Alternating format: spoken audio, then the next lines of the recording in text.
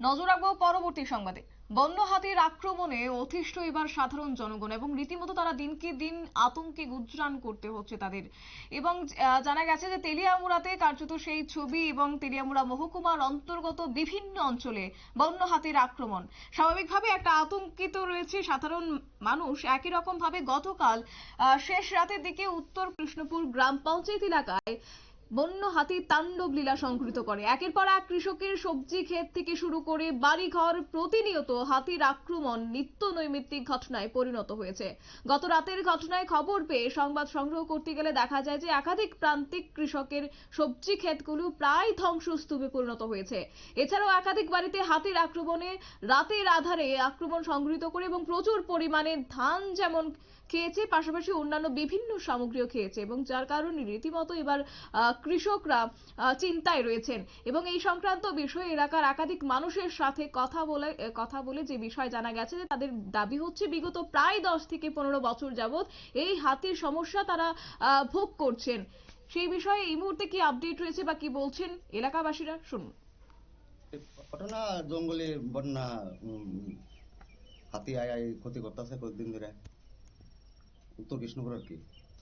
আপনি কি কি ক্ষতি করছে? আমরা তো ওই বাগান নষ্ট করতেছে, এরপরে বাড়িতে ধান খাইছে, কালকে প্রায় 1 ঘন্টার মতো ধান খাইছে। এর মধ্যে মানে কি কি ফসল নষ্ট করছে? ফসল তো ওই তো কলা গাছ, এরপর তো ওই লাউয়ের চার চোর ভাঙ্গিয়া যেটা পাই তো নষ্ট করে। কয়টা ছিল? একটা। কোন সময় ছিল এটা? এটা কালকে আইসে রাত্র 3:30টার সময় পাইছি। আইসে আরো আগুই গাছ গুছ খাইতেছে, 3:30টার সময় উঠটা দিয়ে কেন এইটা খাইতেছে। আর যে মাত্র আমি 10টা টিপ দিয়েছি দিয়া কালে গেছি আমার পিছিয়ে পিছিয়ে সোজা আমার বাড়িতে বাড়িতে গিয়া ধান খাইছে দাঁড়াইয়া। কেমন ক্ষয়ক্ষতি হয়েছে আপনার? ক্ষতি তো ভালো ক্ষতি হয়েছে, ক্ষতি তো আপনি এমনি ধান এমনি খাইছে, 2-3 মণ ধান খাইছে আর কি। আর তা তো প্রচুর সব গাছে ভেঙে গেছে পুরা। বন দপ্তর থেকে পর্যন্ত কেউ আইসেনি? আজকে আইসে না, ওই দিন আইসল, ওই দিন রাত্রে আইসল। আজ কইছে আইব করে আমার কথা। কোন সাহায্য যদি আপনি দেয় এমনি আমরা এখনো পাইছি না কোনো কিছু। কি সে যা সকালে 5টার সময় উঠছা ধান 3 বস্তা 4 বস্তা আছে, 3 বস্তা আছে আর 1 বস্তা কে নিছে? গণেশে। এটা কোন জায়গাটা?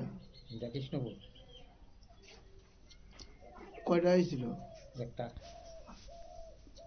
বন দপ্তর তারা আইসে না কেউ? আইসে পর আইসে আর কি আপনার নাম কি?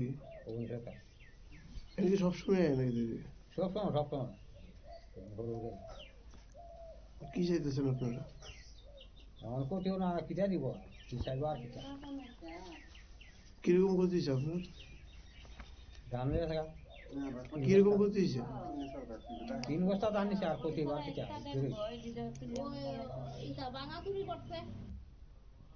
আপনারা শুনলেন এলাকাবাসীদের বক্তব্য এবং তাদের এও দাবি যে প্রশাসন থেকে একাধিকবার এই সমস্যার সমাধান কল্পের প্রতিশ্রুতি দেওয়া হয়েছে, কিন্তু বাস্তবিক অর্থে কাজের কাজ কিছুই হয়নি।